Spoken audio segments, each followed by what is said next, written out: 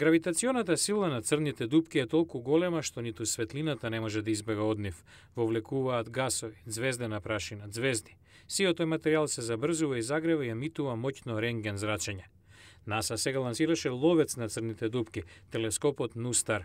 Пол Херц е директор на оделот за астрофизика во агенцијата. Stars, nebulae and black holes. Црните дупки емитуваат рентген зраци како оние во здравството, но не може да се забележат од површината на Земјата. Телескопот NuSTAR ќе ги пренасочува овие зраци кон дигитален апарат и ќе ни ги праќа на Земјата за научна анализа.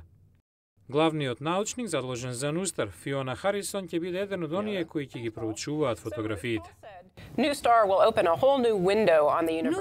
ќе отвори нов поглед на Вселената со насочување на рентген зраците.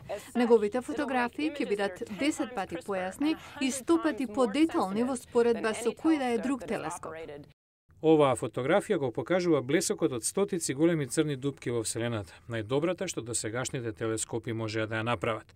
Оваа симулација пак покажува какви фотографии ќе даде NuSTAR. NuSTAR ќе може да ги види и црните дупки сокриени зад параванот од звездена прашина и гас. Телескопот ќе даде податоци и колку брзо се вртат дупките, што би им помогнало на научниците да разјаснат како тие се формираат.